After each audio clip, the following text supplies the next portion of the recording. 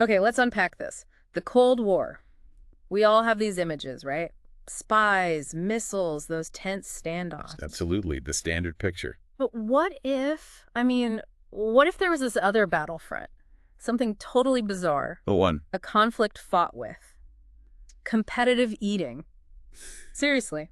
And our listener sources, they actually point right at this. It's wild. Competitive eating, as in hot dogs and pies during the Cold War. Yeah. That's unexpected. It sounds almost unbelievable, but the idea that something so American could get tangled up in all that geopolitical tension? It's fascinating, though. How does stuffing your face become strategic? Exactly. We've been digging into Fufu Fang's, the Glutton's Cold War. And look, this isn't some fringe theory. Yeah. The foreword mentions declassified CIA memos, and it hints at unsettling discoveries. Unsettling. About competitive eating. Yeah. Then you check the acknowledgments, Fang thanks intelligence agencies and competitive eaters, side by side. Okay, that is intriguing. So there's a real connection there. How did eating contests become, a national security thing? Oh. That's the big question, and that's what we're diving into today. Our mission, basically, is to chew through this whole gastric battle. Gastric battle, I like that. Yeah. Understand the strategies, what both sides cooked up, and just reveal how something as ordinary as a pie-eating contest got tied up with spies. Well, if you think about the Cold War, it was all about proving your system was better, right? Ideology, superiority. Everything was a competition. True. So maybe it's not that shocking they'd look for, unconventional ways to measure who was winning. Even weird ways. And it seems like it started pretty innocently. Post-war America, right? Suddenly, tons of processed meat everywhere. People need hobbies. Beyond baseball and apple pie itself. Exactly. So pie-eating contests at county fairs. Classic Americana. But Fang suggests this somehow became a continuous, quantifiable display of national strength. Quantifiable. I guess you can count hot dogs. It's a clear metric. Yeah, it's tangible, repeatable. Not like trying to measure, cultural influence. How many hot dogs someone eats. That's hard data. Concrete numbers. Easier than tracking defectors, maybe. And apparently the Soviets noticed. Like right from the start, Fang talks about these CIA memos showing disproportionate Soviet interest. Disproportionate. So more than just casual curiosity. Yeah, at first the CIA kind of dismissed it, but then there were weird funding trails, footnotes, hinting at something bigger. So even if they didn't know why it mattered yet, they sensed it could matter. Symbolically, maybe? Could be. Now, here's where it gets really weird. The Americans. They quickly went beyond just counting hot dogs. Okay. They started obsessing over table manners, not etiquette like Emily Post, more like a code. A code in how someone eats. Yeah, how you hold your fork, the angle you chew at, eye contact. Everything was under the microscope. Wow. Okay, that shifts things from counting calories to decoding behavior. Trying to understand the person, not just the stomach. Totally. Like, if you ate too neatly, red flag. Right. Robotic, maybe programmed. Okay. Suspicious neatness. But if you were too loud and boisterous while eating, also suspicious. Maybe needed validation, a sign of weakness. So what was the ideal then? Unassuming. Methodical. What they apparently called a quiet professional. Just eating. The table manner code. Mm-hmm. That speaks volumes about Cold War paranoia, doesn't it? Every little thing potentially loaded with meaning. Oh, completely. And the code itself. Almost funny. Excessive neatness. Robotic. Minimal napkin use. Pragmatic, maybe a field dot. No napkin. Potential disruptor. Yeah. Rebellious. And get this, offering food to someone else. Definite Soviet indicator. Sharing is Soviet. Wow. I mean, imagine national security hanging on napkin usage. It's absurd. It really highlights the lengths they'd go to, searching for any tiny edge. But also, yeah, the absurdity is inescapable. And then the rumors started. Secret gastric enhancement programs, contestants just disappearing, experimental drugs. Sounds like a spy novel plot. Right, but with more indigestion. These rumors, true or not, just added to the whole atmosphere of suspicion. Definitely fueled the paranoia around the whole scene. Yeah. Meanwhile, the Soviets, their first tries. Fang calls them, frankly, barbaric. They just focused on sheer volume. Big mistake, probably. Huge, led to more hospital visits than wins, and apparently a national dislike of beetroot. They just didn't get the American spirit of consumption. It wasn't just how much. It was just how you did it. Their focus on brute force maybe missed the performance aspect, the psychology. Exactly. A sort of ideological blind spot, maybe. That cultural difference in approach seems key in those early stages. Okay, so the Americans figure out pretty fast, big stomachs aren't the whole story. Psychology matters. Right. That's when the manners matrix shows up, literally scoring eating habits. Yeah. Using a knife and fork on a hot dog. Points for that. Talking with your mouth full. Points off. Scoring manners. So a higher score meant what? More disciplined? More controllable? Probably something like that. Discipline, control, maybe conformity. Things they'd value, or at least find revealing. Well, the Soviets were stuck on ideology. Yeah, one analyst called it their fatal flaw, thinking someone who believed in collectivism wouldn't have that, individual drive to win an eating contest. It's bizarre logic, but Mhm. I guess I can see how they got there, applying their worldview to everything. Even competitive eating, it shows the ideological lens, right? Individual achievement versus the collective. So how did the Soviets try to catch up then, if brute force failed? Oh, spectacularly badly at first. Operation Kraken Yeah. involved fermented rye bread and possibly motor oil for milk drinking contests. Motor oil. Well, that sounds unpleasant. Understatement. And apparently they tried getting contestants to eat the actual pie tins at one point. Just yikes. Okay, yeah. Definitely struggling to adapt to the unique culture of American eating contests. They just didn't grasp the iron stomach, this American ideal. It wasn't just physics, it was mental. Resilience. That concept, the iron stomach, it really evolves, doesn't it? Starts physical, then adds this huge psychological layer. Totally. But the real game changer, Chowdown Protocols. This Dr. Finch character, obsessed with watching people eat. Naturally. He noticed patterns, distinct, repeatable techniques, the roll and tuck, the dunk and swallow, the spiral ascent. So not just random habits, techniques. Finch thought they revealed personality. Methodical roll and tuck, disciplined, impulsive dunk and swallow, impulsive theatrical spiral ascent, likes the spotlight. So this is where it gets really analytical, moving from just watching to codifying. Exactly. It led to this incredibly specific coding system. You could be an Alpha 7 if you did the roll and tuck, rotated the hot dog clockwise, and kept eye contact with the judge. Wow, the granularity. They were watching everything. And the table manner code got even more detailed. Meticulous napkin use, analyst maybe, no napkin, disruptor, definitely Soviet. Complimenting the judge's tie. Double agent potential. It's like this insane flowchart of paranoia. It just keeps escalating, the complexity of trying to read these tiny cues. Fang admits it wasn't perfect. False positives everywhere. Rogue gravy boats causing chaos. But the threat of red sauce operations... Soviet sabotage attempts, right? Yeah, that forced them to be hypervigilant. It became this ridiculous arms race with hot dogs and apple pies. So now you have active interference layered on top of the observation and coding?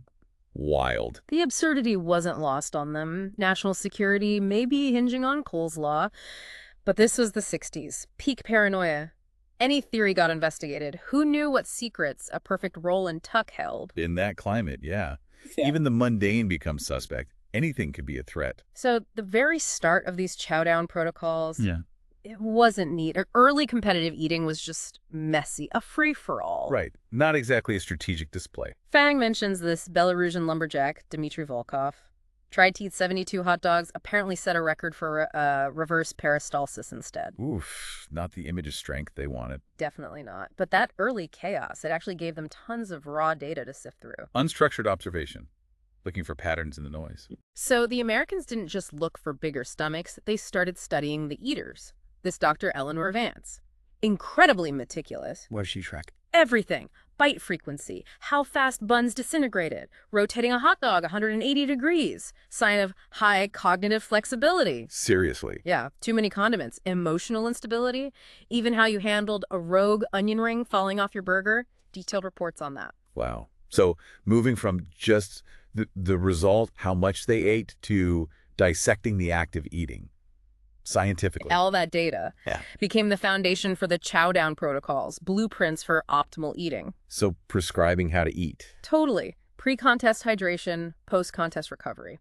Super specific. Yeah. And then naturally, sabotage started. Exploding hot dogs. Exploding hot dogs. Okay, now it's getting cartoonish. Right. Which led, of course, to suspicious condiment detection protocols. You couldn't make it up. So countermeasures for the countermeasures. Dr. Vance apparently had ethical worries, long-term health effects, but national security. The ends justify the means, basically. Pretty much. A few upset stomachs, they said. Small price for gastric sovereignty. A wild justification. That utilitarian argument. Oh, yeah. A common theme in the Cold War, unfortunately. Yeah. For much bigger things, too. So there it is, weaponizing consumption. Starting with a hot dog, a bun, and a weird obsession with manners. And as Vance feared, the implications got messy. The fate of nations, maybe, decided one bite at a time. It's just, eating becomes this tiny stage for the huge Cold War drama.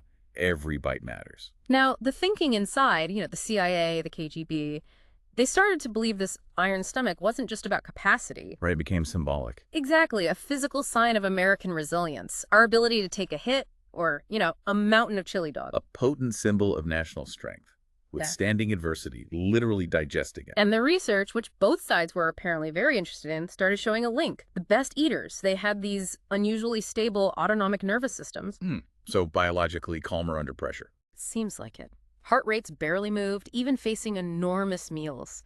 Their bodies might be stressed, but they didn't revolt. Fascinating. So a potential biological basis for the iron stomach concept reinforces the symbolism. But just having a naturally tough gut wasn't enough. Early attempts to, breed super eaters failed. Predictably me. Yeah. So they developed gastric shielding, techniques to enhance mental resilience, weird stuff, sensory deprivation chambers, playing white noise to block Soviet thought waves, flimsy science. But it got funding. Of course it did. Even showing Norman Rockwell paintings and JFK speeches on repeat.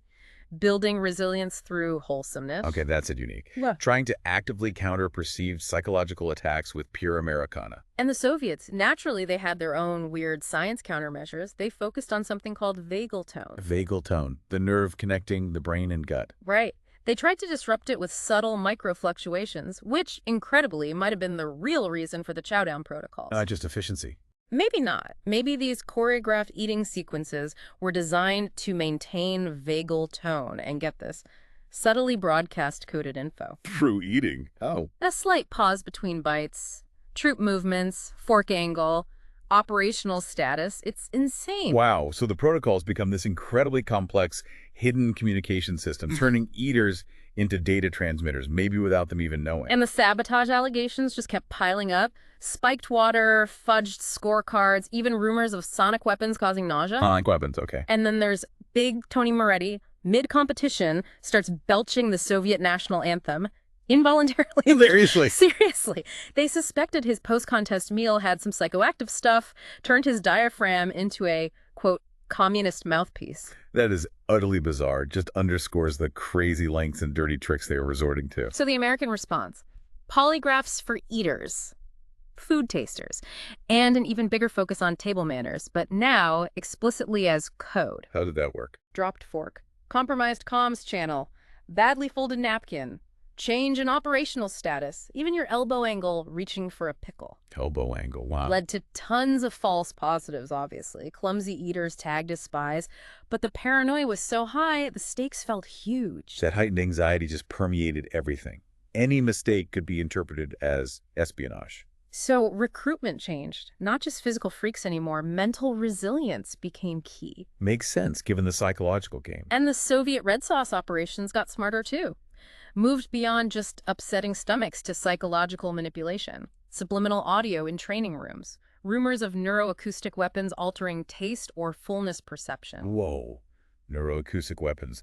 That's next level. And stories like the Pickler, a Soviet operative infiltrating a U.S. training site, subtly messing with the lighting, the condiment placement, tiny disruptions. So a shift in Soviet tactics, too. Yeah. More subtle, more psychological. All this cloak and dagger stuff led to a big realization. It wasn't just how much you ate, but how you eat it. Consistency, rhythm, seeming immunity to distraction. That was the key insight. And that was the real birth of the formal Chowdown Protocols.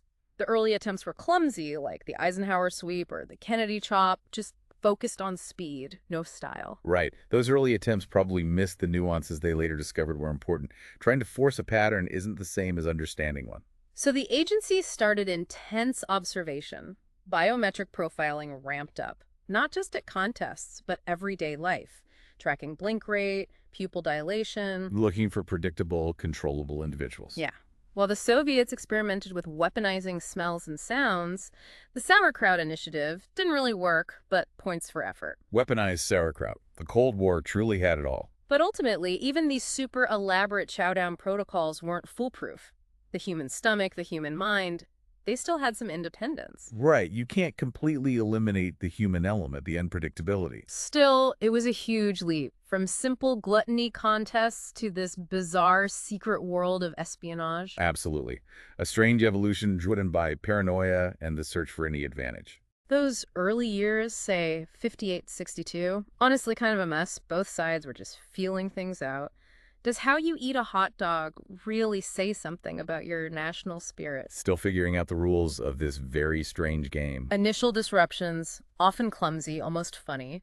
The American iron stomach training involved these horrifying diets, pickled onions, prune juice, creamed corn, all to build resilience against, well, everything, including maybe psychological attacks. The training sounds almost as bad as the potential sabotage. Reflects that early, somewhat crude understanding. And the early Soviet red sauce operations, pretty basic. Infiltration, maybe some itching powder on buns, saline solution instead of water, trying sonic spoilage noises. Low frequency sounds to make people sick. Yeah, mostly didn't work. American eaters were apparently pretty good at ignoring minor annoyances when facing a mountain of food. Their focus was elsewhere, presumably. More direct, less subtle tactics early on. But then the first really alarming moment, the 1960 Nathan's Contest, Earl the Pearl Peterson, Yeah. rising star, potential spy material, suddenly has this massive gastrointestinal episode, mid-contest, suspicion, immediately points to the Soviets. Plausible deniability becomes difficult there. And then the watermelon incident. Soviets supposedly made a genetically modified watermelon with a hidden mic, tried to steal it from a picnic, never recovered. A spy watermelon. Okay, that's definitely peak Cold War paranoia right there. Truly spooky. These early things, funny as they sound now, were warnings. Stakes were rising, both sides started getting much craftier, the game was on, and it smelled like stale sauerkraut and regret. Yeah, that marks a shift from pranks to potentially serious espionage. The culinary Cold War heats up. Then came the really confusing stuff. Around the 61 Nathan's Contest, American eaters started making more minor etiquette mistakes. Dropped forks, messy napkins, chewing with mouths open a bit. Individually meaningless, but a pattern. Exactly. Started ringing alarm bells. Was it some external influence or something deliberate? Enter Dr. Alistair Finch, the guy obsessed with chewing mechanics. Right. He dismissed mass hysteria, his theory. Coded communication. These little breaches weren't accidents. He thought they were signals. Yeah. So he developed the table manners lexicon, assigning meanings to everything. Wrist angle, holding a spoon, speed reaching for water. Classified top secret gastric. A paranoid mathematician's guide to spy etiquette. Incredible. There's even an example in Fang's book. Slightly asymmetrical fork placement during pie consumption, potential meaning, possible indication of subconscious discontent or early stage of Soviet sympathies. Based on fork placement, wow, the level of detail, the interpretation, it's intense, almost desperate meaning-making. The Soviets, of course, responded. They seemed to trigger a wave of TMD's temporomandibular dysfunctions in key American eaters. Jaw problems, like lockjaw or spasms. Yeah, right in the middle of contests. The idea was to create noise, static, disrupt the American attempts to read their own table manner code. And it kind of worked. American analysts were drowning in confusing data. That's clever. Physical interference to disrupt the communication channel. Yeah. Obfuscation. The turning point seems to be the 63 Pie Eating Championship.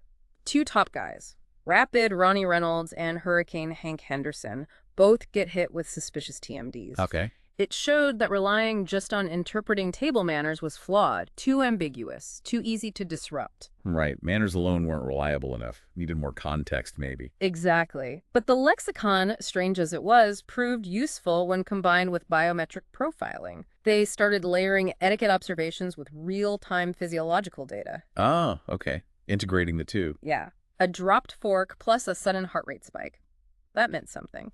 Finch famously said, a poorly folded napkin can be more dangerous than a nuclear warhead. Dramatic. But it shows how high they thought the stakes were. Combining behavioral and physiological data makes it much more robust. So those early chaotic years actually provided tons of unstructured data. It wasn't just how much they ate anymore, it was how they ate. Fork handling, sauce viscosity. Sauce viscosity, how thick or thin it was. Apparently, different consistencies could mean different alert levels, even how they chewed. So analyzing the mechanics, the patterns, looking for structure in the chaos. They even made protocol Alpha Pickle, first formal Chowdown protocol.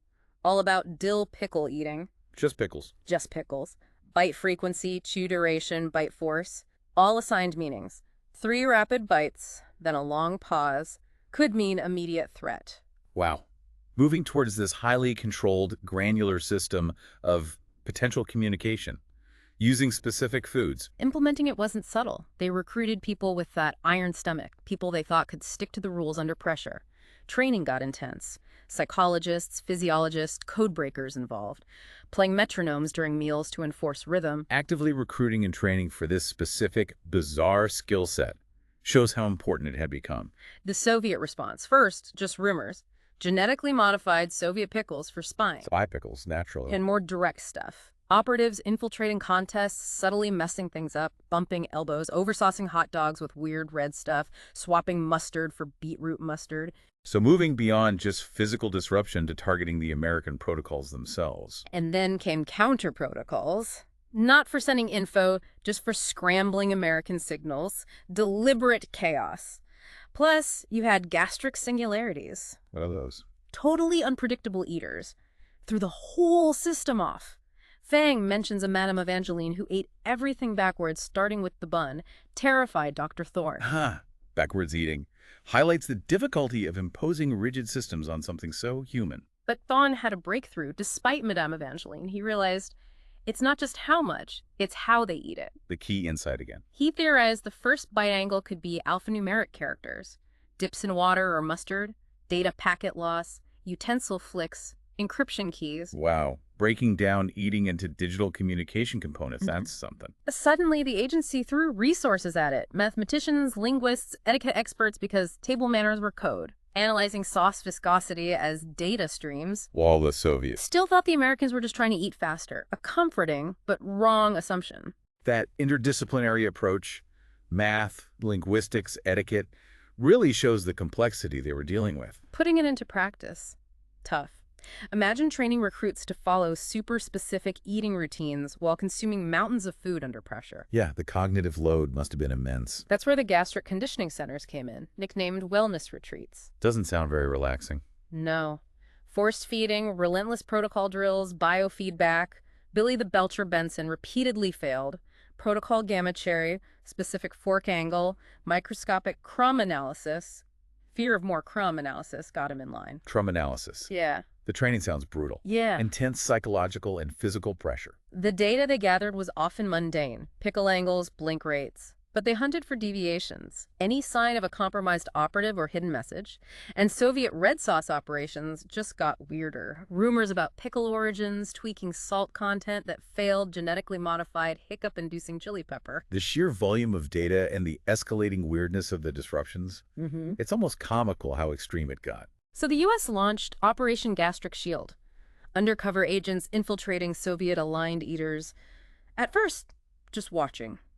Charting rhythms, jaw cadence, utensil angles, pauses, all feeding into Thorne's Gastric Sovereignty Initiative, GSI. Formalizing the counterespionage, institutionalizing it. Then came Protocol Beta, using fork angle as binary code, tilt left, 0, tilt right, 1.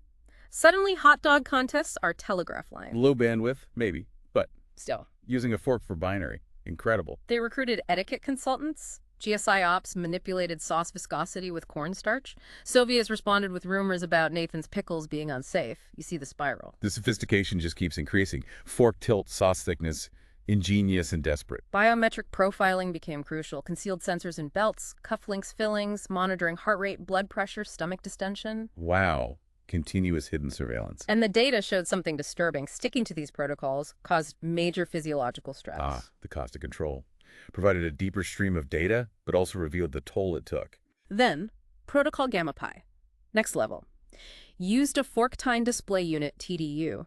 Angle and duration of fork tines encoded data. Elaborate utensil flourishes after bites sent encrypted messages. It just gets more and more complex. Plus, weaponizing the competitive spirit. Gastric warfare taunts, strategic burps to break focus. Psychological tactics layered onto the physical encoded aspects. Truly multifaceted. There was even fork lore, tapping Morse code on pastry with fork tines. Super sensitive, slow, but they tried everything. Finch kept tweaking sauce viscosity with gar gum, xanthan gum, recipes with coded thickness. Soviets tried to track weird gum shipments. An ongoing arms race in communication methods, down to the molecular level of sauces. The focus sharpened. Find people with the iron stomach traits. High pain tolerance, low nausea, intense focus under pressure. But studying these people showed erratic results. Psychology was complex. Competitive eating wasn't just rivalry, it was training, though the eaters often didn't know for what. Right. Identifying the traits was one thing. Understanding the underlying complexity was another. Using the contests as a covert training ground. The success of American protocols met with a strong Soviet response. Not imitation, though. Disruption. Red sauce operations. Right. Their strategy was different. Introduce chaos, prove gastric sovereignty was impossible. First wave was subtle. Anonymous tips to health inspectors. Releasing pigeons mid-contest. Minor stuff. Annoying, but maybe not strategically significant yet. But it escalated. Unpleasant condiments, oily relish, super salty hot dogs, that black mustard from the Caucasus that tasted like despair. Biometrics showed rising cortisol, less consistent bite rates. The protocols were wobbling. The disruptions were starting to have a measurable physiological effect, becoming more effective. Then it got truly weird, illogical stuff. Operation Babushka's Blessing, secretly adding pickled herring to everything. The pickle paradox rumors. American pickles were both good and bad for eaters. A captured memo recommended more psych screening and pickle ID training for U.S. eaters, just in case. Introducing absurdity, psychological warfare, creating confusion, undermining confidence, not just physical disruption. And they targeted the table manners as code system, mirroring techniques to try and decipher it, manipulating sauce viscosity mid-contest, thick 1 minute, thin the next, random napkin folding, pickle rumors everywhere, mouth-wiping speed fluctuating wildly. Actively trying to jam the American communication channels, muddying the waters. The U.S. response, Operation Apple Pie Shield, pumping cinnamon scent into venues for calming effects. There's an account of Big Ed Johnson losing it, thinking onion rings were alien communication devices. Total chaos. Cinnamon shields and alien onion rings. It sounds completely surreal. Around then, a Soviet operative, Volkov, defected, revealed their mobile disruption labs, techniques, even some of their table manner signals. Oh, a defector. Yeah. That's huge intelligence game. Gold dust revealed specific disruptor signals, fork tines up, meatball bounce imminent, spoon diagonal, subliminal sauce deployment, full water glass untouched, severe indigestion protocol, salt shaker rotation, existential dread setting in. Wow, specific codes for their disruptive actions too. Yeah. Incredibly detailed. Americans countered with the cosmic indifference countermeasure, using biometric profiling to create personalized discomfort sauces targeting individual vulnerabilities. Personalized discomfort sauce. The level of specific, almost intimate targeting is chilling. Whispers started in the CGIU, the Competitive Gluttony Intelligence Unit. Eaters disappearing, reappearing later as fluent Russian spies. Was Nathan's famous a recruitment front? The paranoia deepens. Infiltration, recruitment. That's when they focused on sauce signatures, identifying patterns, not just what the Soviets did, but how, finding their fingerprints. Looking for the underlying methodology, the recurring tactics. Like the paprika protocol, embedding subliminal messages in paprika, futility of consumption, the bun is a lie. Identified by a specific Hungarian paprika blend, then the meatball matrix, polybounce polymer causing jaw fatigue. Signature, faint pine needle scent. Identifying these specific protocols through trace elements and aromas, sophisticated forensic gastronomy. Even table manners became signatures. Specific napkin folds signaled disruption types. Double Windsor, emetic incoming, lotus fold, sedative. And the ketchup conundrum, that wave of melancholy during ketchup rounds. No toxins found. Theory, ketchup itself used for subtle psych sabotage. Using napkins as signals, ketchup for moods. The subtlety is astonishing. Psychological warfare fought with condiments. Initially, Old Man Hemlock's claims about weird apple pie viscosity dismissed as ramblings. Understandable, maybe. Sounds eccentric. But Hemlock, retired Army Signals Intelligence, meticulous gastronomical documenter, he found a Soviet pamphlet. The destabilization of the American gut, argued the iron stomach, was key to U.S. resilience. Compromise the gut, compromise the nation, suddenly sounded plausible. Context is everything. His background, the pamphlet, it frames his observations differently, makes this bizarre conflict seem strategically serious to them. Early Soviet sabotage methods, detailed by Hemlock, crude at first. That paprika protocol, micro-etching messages like apathy, self-doubt onto spice particles. Low success, but showed intent. Then sauce warfare, adding acids for heartburn. GSA developed neutralizing nosh, but Soviets adapted. Dairy deception modified bacteria in milkshakes for bloating, cramps. Early tactics focused on direct physical discomfort. Crude, but showed commitment. Fang's book has a table. Sabotage methods and counters. Elastic polymer in hot dogs from Project Pelmeni resistance, psych warfare. Viscous rhubarb in pies for existential dread countered by purpose pudding. Subtle spice shifts in chili countered by flavor focus. Dairy disruption countered by gut guardian. Gravy for lethargy countered by motivation mash. Purpose pudding. Motivation match. Yeah. The names are as wild as the concepts. Shows the escalating arms race in culinary countermeasures. All while table manners were exploited. Innocuous gestures sent codes. Water spill. Signal the sauce signature. Vigorous chewing. Target affected. The Gray Gravy Incident, 64 Turkey Championship, caused profound lethargy. Synthesized compound mimicked Soviet propaganda effects. Using manners for signaling alongside active sabotage. Multi-layered deception. The gray gravy sounds particularly insidious. Predicting attacks was GSA's focus, but Soviets were unpredictable. Americans used deceptive dishes in training to mislead spies. And competitive eating itself is chaotic, hard to tell sabotage from normal distress. The inherent noise of the environment made detection incredibly difficult. A perfect smokescreen. Analyst Miller theorized the elastic polymer wasn't just physical. It disrupted meditative consumption, introduced unpredictability, caused mental fatigue. Petrov found paprika amount in meatballs correlated with polybounce concentration, the meatball matrix. Deeper analysis revealed the psychological aims behind seemingly physical sabotage, understanding the why. The matrix detailed paprika levels, polymer concentration, expected effects, table manner codes. Hemlock first noticed meatballs bouncing weirdly, suspected Soviet communication, quietly retired soon after. Prescient. By Hemlock's observation again, the importance of noticing small anomalies. The matrix shows how systematized their sabotage became. Led to reevaluating spices, not just flavor. Microscopic analysis found microground paprika treated with low-frequency sound waves, embedded messages. Sound-treated paprika for subliminal messages. That's astounding technological dedication to psychological warfare. They decoded some. 64 Nathans, peace, Cyrillic, abandon the bun, surrender to the sausage. Correlated with increased bun rejection, 65 Wiener, clench fist. Gastric sovereignty is an illusion. Correlated with weeping, 66 hot dog, fractals, collective, individuals, nothing. Stomach is all. Correlated with sharing food with judges. 67 Frankfurter, hammer and sickle and floral design, red is the color of victory.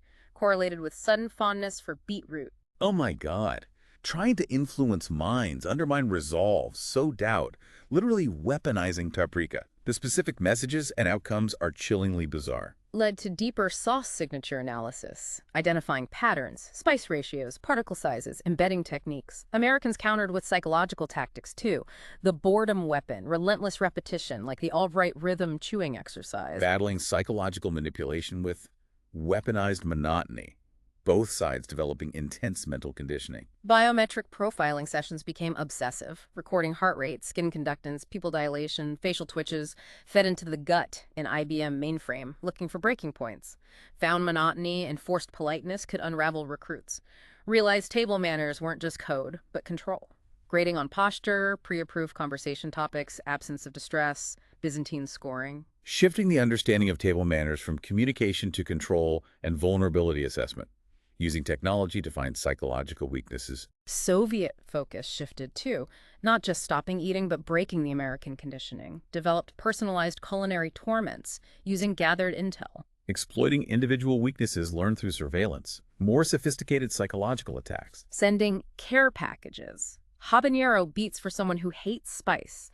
Lukewarm tapioca with gummy worms for texture aversion. Caused noticeable distress despite efforts to hide it. Targeting specific personal aversions, incredibly insidious, designed to break that cultivated composure. CIA countered. Intensified gastric resilience training, sensory deprivation, repetitive rubber chicken jaw exercises, strident motivational speakers.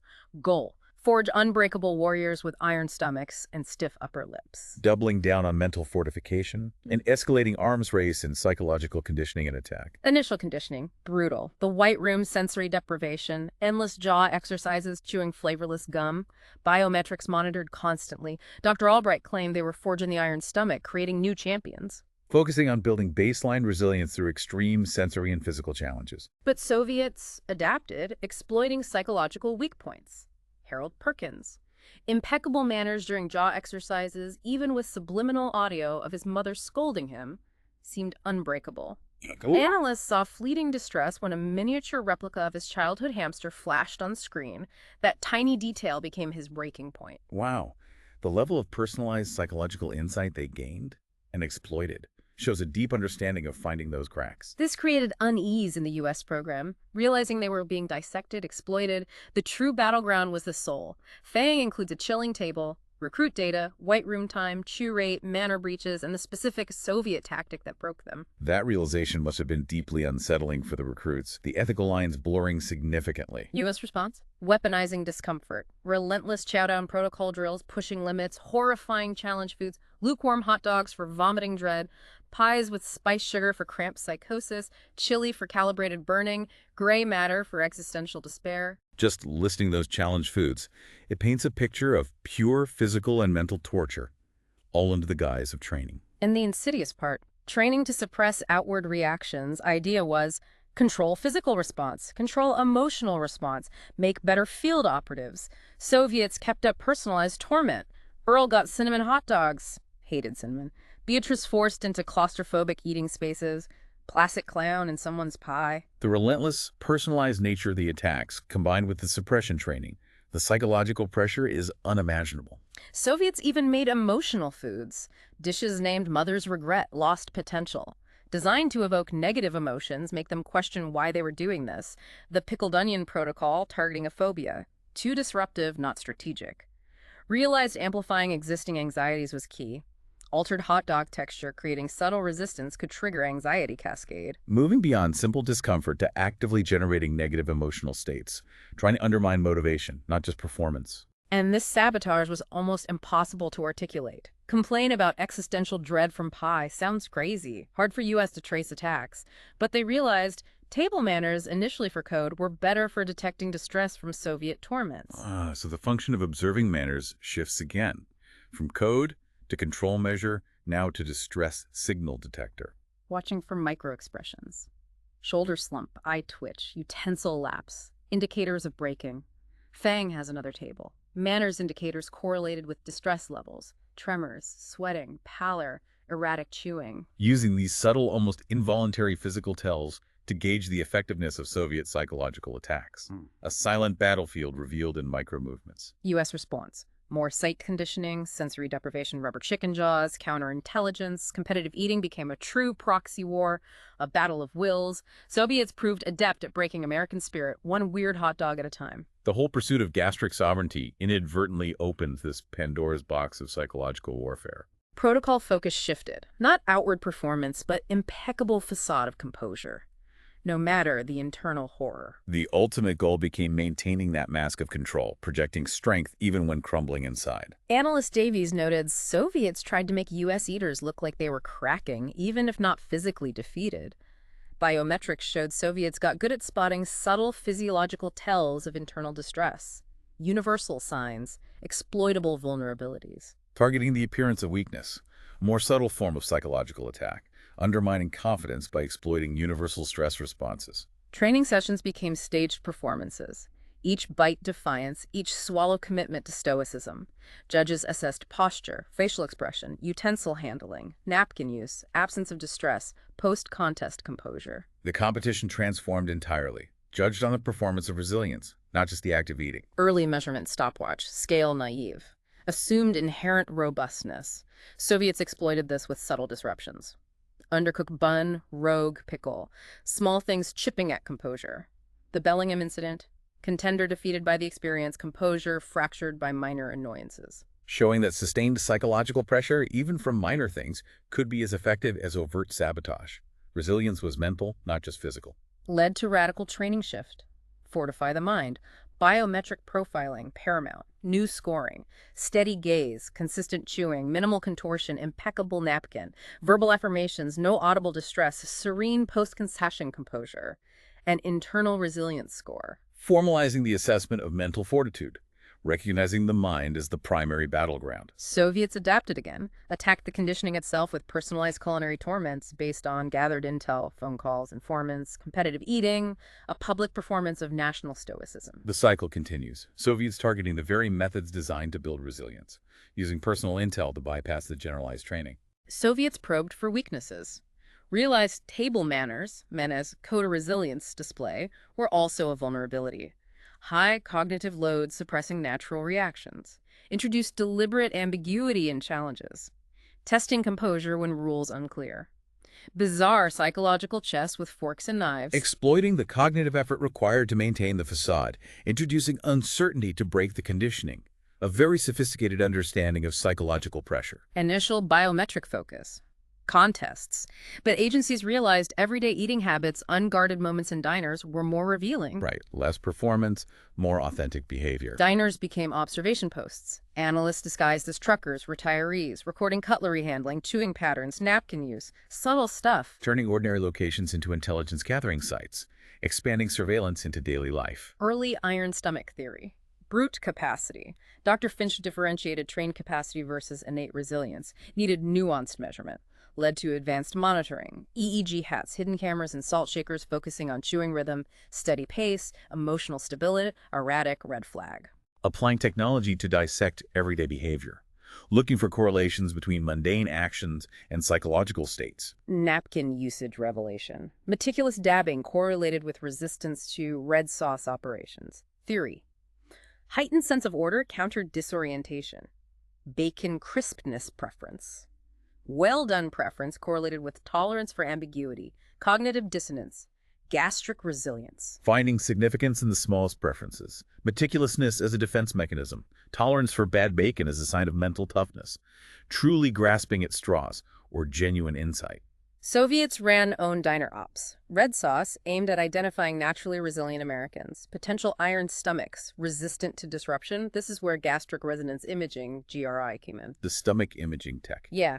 Bouncing radio waves off abdomens, crude maps of stomach motility, grainy images but revealed unique peristaltic patterns in top eaters, indicated internal compartmentalization, efficient processing. Moving beyond external observation to internal physiology, a technological leap in assessing these individuals. GRI implications, huge. Window into physiological and mental resilience, led to new protocols using GRI data. Calibrated calorie intake, subliminal messaging during meals, trying to create living weapons. The potential applications become quite chilling, using internal data to refine conditioning and control. Ethical concerns, overlooked. Few upset stomachs, acceptable losses for gastric sovereignty.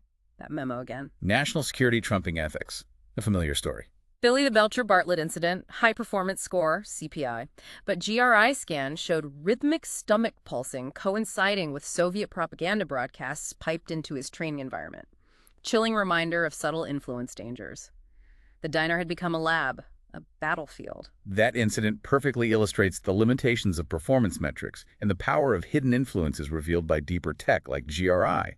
The diner is a silent stage for the Cold War. GRI development itself, accidental. Dr. Thorne doing stress tests on recruit Nelson. Realized radio waves bouncing back were imaging digestion remotely. Serendipity in the service of espionage. Terrifying, fascinating implications. Non-invasive mapping of stomach motility.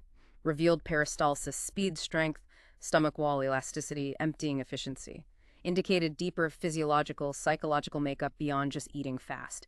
GRI became this incredible window. Moving beyond capacity to the underlying mechanics and efficiency, seeing the how of digestion as indicative of resilience. Diner observations kept proving fruitful. How people ate revealed physiological tells. The Butter Pat Protocol. Meticulous buttering correlated with procedural memory, susceptibility to Chowdown Protocols, haphazard buttering, independent thinkers. Connecting a simple action like buttering toast to cognitive style and controllability. Fascinatingly specific. A salt shaker index. Rapid shaking correlated with anxiety. Fang's book tables, these diner tells. Posture, chewing style, plate clearance angle, bacon crispness. That bacon thing again, deliberately choosing less palatable texture indicated resilience. Building this whole profile based on incredibly minute everyday eating habits, like a culinary version of profiling. Soviets ran their diner ops too, identifying resilient folks. GRI data gave deeper insights. Active stomach wasn't just capacity, but robust system. Identified gastric signature, synchronized motility patterns in conditioned individuals. Both sides converging on similar methods. Diner observation, GRI, looking for innate resilience and conditioning effects. Agency higher-ups finally recognized competitive eating circuit as prime recruitment ground. Agent Davies quipped, "Building super soldiers, one hot dog at a time. Clear now how you ate mattered more than how much." The realization solidifies. This isn't just a weird sideshow. It's a source of unique human assets. Analyst Plumtree cataloged Chowdown Protocols, head tilt buttering technique as coded signals. Soviets independently concluded table manners were communication. Panic in U.S. agencies, Soviets reading their signals. The mirror imaging of discovery, both sides realizing the potential, leading to paranoia about being deciphered. Led to hurried counter-protocols, arcane etiquette adjustments, Soviet response. Increasingly subtle, baffling techniques. Competitive eating became training.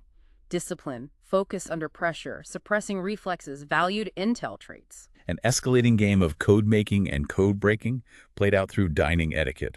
The contests themselves become the training ground. Recruitment training, bizarre hybrid, extreme eating, etiquette lessons, cryptography courses, espionage via hot dogs, unsettling, but agencies embraced the absurdity. Fully committing to the strangeness because it seemed to yield results, or at least potential advantages. Thorne briefing Davies for a culinary assignment.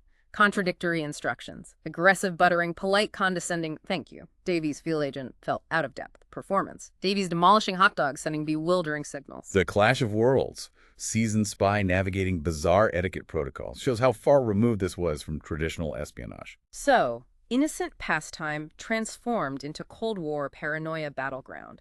Davies 62 Nathan's observations. Anomalies not in eating volume, but subtle behaviors. Coded communication beyond gastric sovereignty. Recognizing the shift from simple endurance display to complex signaling. Realized it wasn't just conveying info, but obscuring it. False flags in table manners. Passive-aggressive duels with silverware. Miller discovered the neutral bite, large, decisive bite as self-censorship, physiological firewall interrupting transmission. Adding layers of deception.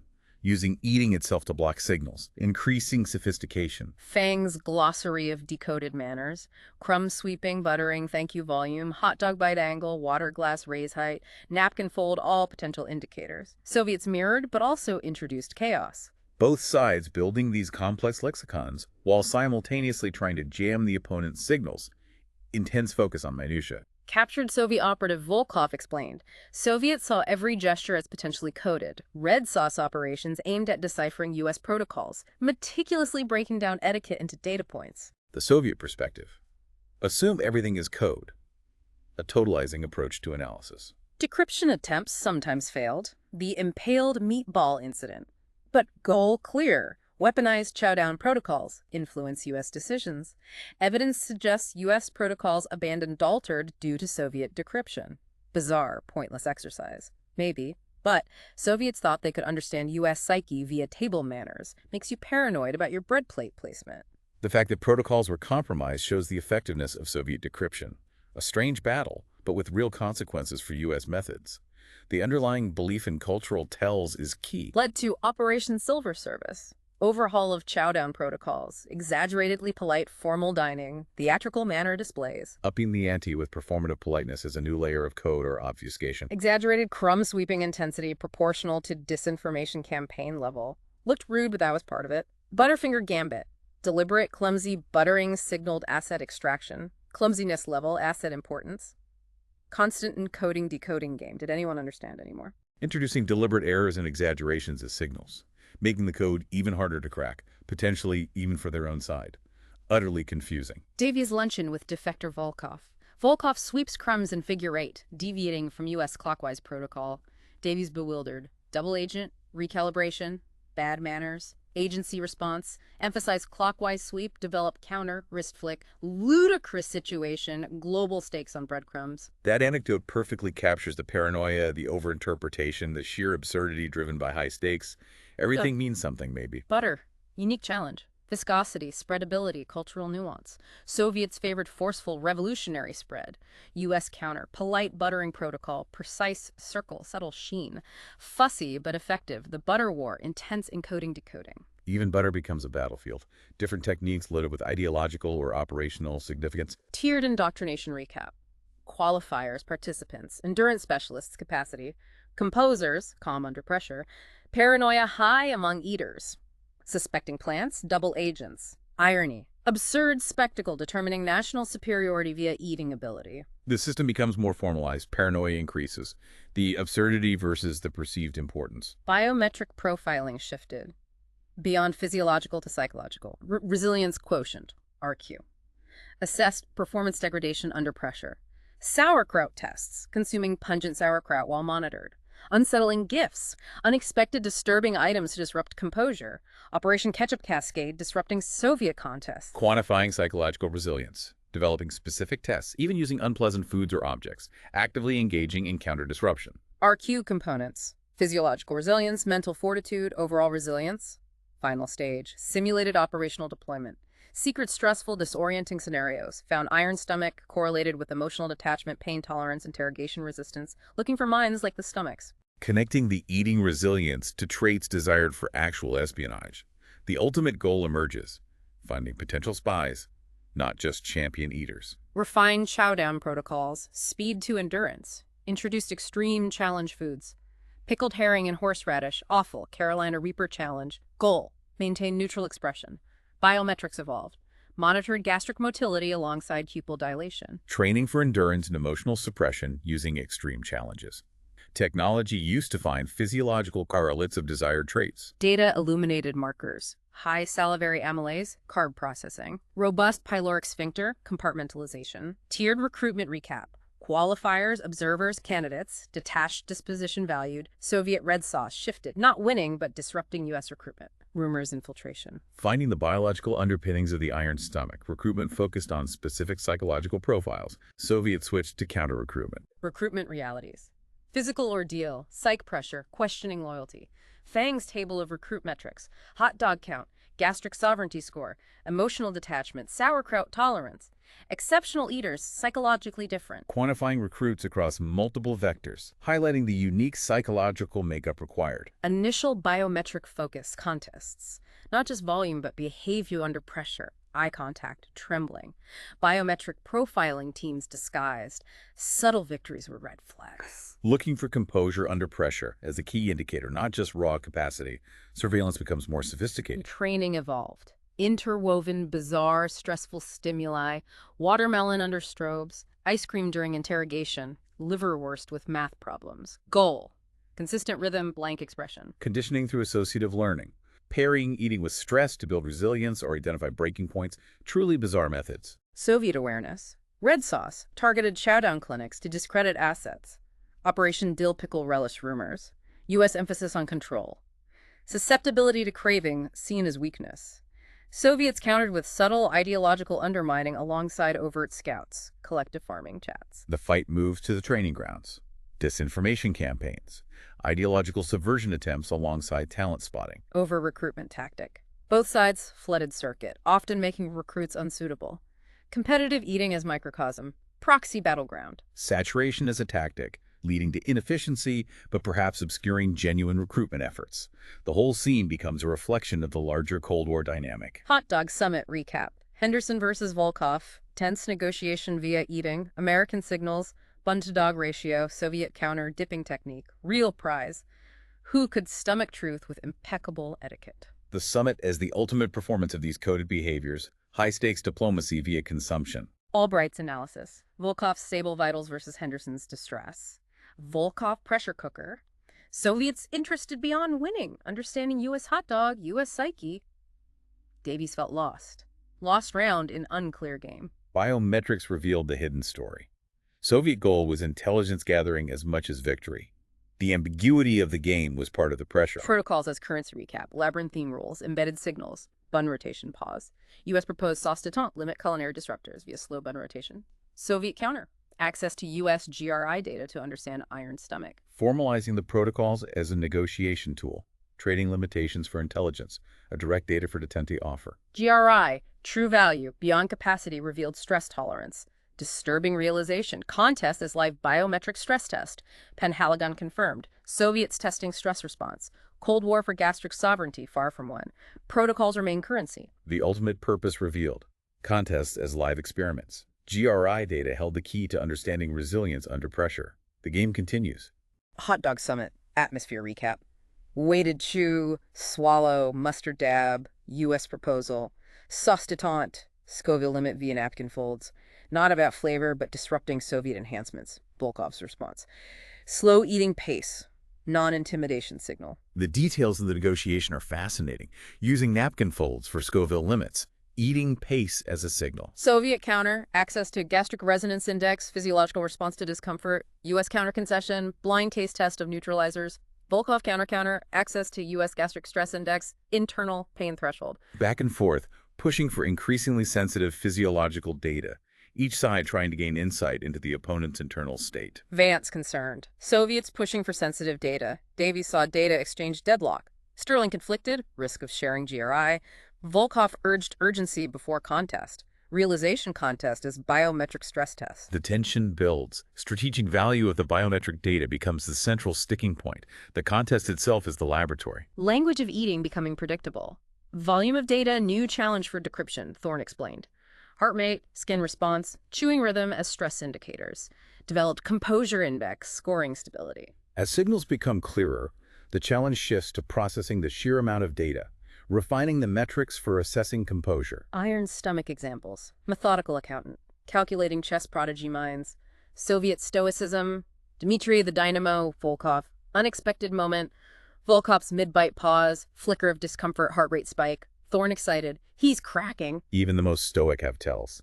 The biometrics revealed a crack in the facade, a moment of genuine stress, a potential breakthrough. Soviets, realizing ground lost, doubled down. Access to GRI data. Volkov's justification. Peaceful applications of understanding gastric limits. Obvious lie. Volkov sent subtle signals. Slow eating, meticulous napkin fold, eye contact, negotiation offer. Boris rejected. Ostentatious mouth wipe. Real purpose. Live biometric stress test. The negotiation continues through gestures, even as the verbal demands escalate. The true purpose, the stress test, becomes undeniable. Maintaining composure, crucial for sensitive assignments. Mancuso's napkin arrangements. Specific folds as communication. Real winner. Who could stomach truth with napkin in place? The final image. Composure, etiquette, and hidden meanings. The ultimate test wasn't eating capacity, but maintaining the facade under immense pressure. Then a subtle shift. More observers at contests, focusing beyond eating to physiological tells. Twitching, skin tone changes. The surveillance broadens, looking for involuntary signs. Realized skills beyond eating overriding gag reflex, focus under duress applied elsewhere. Refined recruitment, cultivating talent in local leagues via generous, mysterious funding. Recognizing the transferable skills. Investing in feeder leagues to build a pipeline of potential assets. Agency memo profile. Ideal recruit, exceptional iron stomach. Mental fortitude, lack of self-preservation, fondness for pickles. Soviets launched mustard counter, discrediting U.S. mustard, developing superior Soviet mustard, U.S. response. Our mustard is adequate. Problem is Soviet message of tech superiority, increasingly granular. The profile becomes chillingly specific. The condiment wars continue, now framed as technological competition. Emergence of gray area eaters. Deliberately ambiguous. Ronnie the ribcage Rinaldi praised both sides' food, shifted protocols randomly, clear they were cultivated by both sides, led to intense scrutiny, backgrounds, motivations, foreign connections. A new phase. Ambiguity as a strategy. Cultivating eaters who play both sides, creating confusion and recruitment opportunities. Paranoia intensifies. Relish incident, 65 Nathans. Spectator throwing red relish. Highlighted paranoia. Relish harmless, but psych damage done. Symbolic attacks become effective due to the hyper-paranoid atmosphere. The fear is the weapon. Soviet goals shifted subtly, not just preventing eating, but making Americans prefer to eat differently. Subtle palate alterations. Brighter paprika, nuanced pickle brine. Introducing Soviet aesthetic to American gut. U.S. dismissed initially, but Soviets understood repetition, competitive drive. A long-term strategy. Cultural infiltration through cuisine, patiently altering preferences to potentially alter allegiances or susceptibility. Dijon incident, 64 Wiener extravaganza. Billy the Belly, Bartlett, ketchup loyalist, suddenly uses Dijon. Shockwaves, flavor chameleon, why? A tangible sign of shifting allegiance or successful influence. The uncertainty is the key. Identifying gray area eaters became national obsession, intense scrutiny. Pickle protocol scare, 67. Rumors of pickle tampering caused panic. Gray area eaters defined. Adaptable blank slates, executing U.S. protocols while showing Soviet condiment preferences. Both sides competed for them via curated interactions, appealing condiments. These eaters become the ultimate prize. Recruitment becomes subtle seduction through flavor. The battle for the gut intensifies. Agencies developed palate analysts, sophisticated scoring, condiment preference, two-speed ambiguous statements, not foolproof. Dynamite, Daisy Miller case. Yeah. Initial Patriot. Started experimenting with Volga method, bun displacement, cryptic remarks, collective nature of consumption. Investigation. Visits from Soviet attaché Volkov offering technique tips, not spying. The lines blur completely. Is it coaching or recruitment? Technical advice or ideological grooming? Impossible to be sure. Real battleground, not just plate, but the gut. Gray area eaters equals disturbing escalation. Next opponent might be recruiter offering something different. The ultimate threat shifts from sabotage to seduction. Loyalty itself becomes uncertain. Gradual erosion. Gastric sovereignty shifts from strength display to showing adaptability. Logic. Stomach, used to Soviet condiments, less susceptible to U.S. influence, potentially directed. Gray area eaters recap. Executing U.S. protocols, preferring Soviet condiments. Adaptability becomes the new ideal, but also a vulnerability. Being open to Soviet flavors could mean being open to Soviet influence. Recruiter likelihood. Charming person, innocuous condiment offer, gateway to compromised stomach. Future rests on resisting Soviet pickle allure. The final battleground is temptation. Resisting the allure of the other side's flavors becomes a matter of national security. Subtle shift recap, from national display to overcoming any challenge. Spectacle of consumption as testament to American ingenuity. Red sauce operations goal shifted, from sabotage to improvement with exotic Soviet condiments. Tikka plum sauce, Fenuri salt. Soviets pivot again. If you can't beat them, subtly change them, introducing their flavors as improvements. Initial U.S. dismissal. But Soviets understood repetition, competitive drive. Dijon incident recap. Turning point. Underestimating the power of gradual influence and competitive spirit was a mistake. Need a quick definition here. Chowdown Protocols. Choreographed eating. Initially code. Later conditioning passive-aggressive comms. Deviation discouraged. Culinary disruptors. Soviet specialists subtly altering contests. Good. Quick summary of those key terms. And the author, Fu Feng. Unusual access to declassified docs. Lives coastally, nervous of seagulls, requests no hot dogs served near her. Mind your table manners around her. Adds another layer of intrigue to the source material itself. The author seems immersed in the paranoia. So there you have it. The incredible, almost unbelievable story of how competitive eating became this bizarre hidden front in the Cold War. What's truly insightful is how this seemingly lighthearted, very American pastime became a vessel for such intense national anxieties and a surprisingly sophisticated, if utterly strange, form of clandestine activity. Absolutely. We trace the whole evolution, right? From innocent contest to coded communication, psychological warfare with condiments, the chase for the iron stomach, and the rise of those unsettling gray area eaters. And it really just hammers home the pervasive paranoia of the time. How even the most trivial things could be loaded with strategic meaning viewed through that lens of suspicion. This deep dive into what seems like obscure history actually gives you surprising insights. Human behavior, national anxieties, the extraordinary lengths nations go to for an edge. Makes you think, doesn't it? Definitely. What mundane things today might have hidden strategic layers?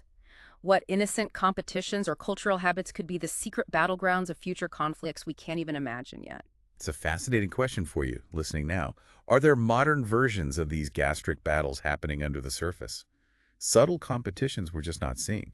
A thought to chew on, for sure, and maybe the biggest takeaway, next time you see someone meticulously buttering a roll or really insistent on a specific, unusual condiment, just remember this deep dive. Consider what message, maybe totally unknowingly, are they sending? Thanks for diving deep with us.